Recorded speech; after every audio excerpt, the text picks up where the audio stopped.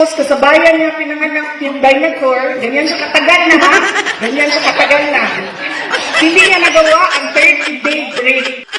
Grabe ka naman, BP Sara. Ganun na ba talaga katagal sa serbisyo yan si Franz Castro?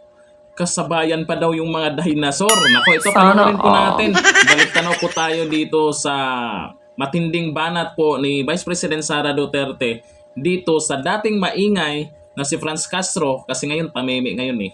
Ito yung video.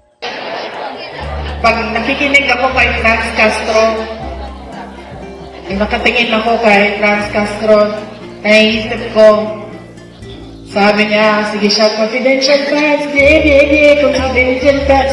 Maayos naman ang accounting namin. Sinunod naman namin ang batas. In fact, wala pang deadline. Nagbibigay na kami ng accounting doon. Paano namin ginagamit ang confidential funds.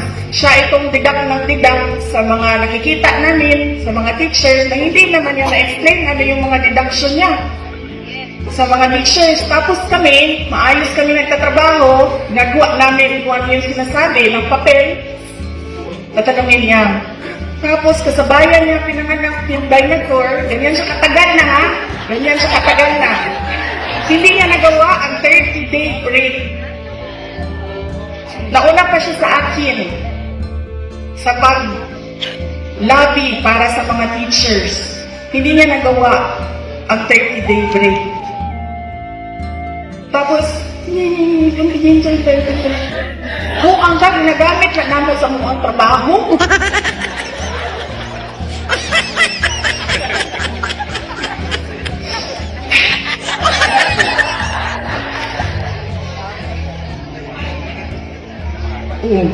totoo.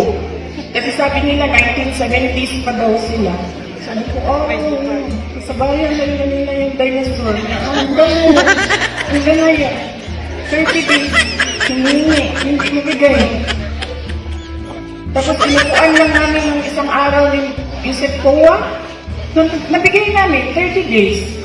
Hindi pa kami nagsabi doon sa mga ibang mga magagaling sa loob ng department. At sabi ko, huwag ka maingay. Ilabas mo yan. Hindi, tingnan mo kung magreklamo ba sila. Wala silang sabi. Yan, kasi Franz Castro, kitang-kita naman ng karamihan na itong si BP Sara ay nagtatrabaho. Siyempre, kailangan din nila ng pagagastusan. Di ba? Kailangan din nila yung budget na yan. Hindi kagaya mo, nagtatrabaho ka nga din, pero sino yung tinatrabaho mo? Yan, kidnapping. O, di ba? At least guilty ka ngayon. Sa huli, ang halakhak ay sa mga Duterte. Kaya talaga naman, isa tagal mo na pala dyan sa serbisyo.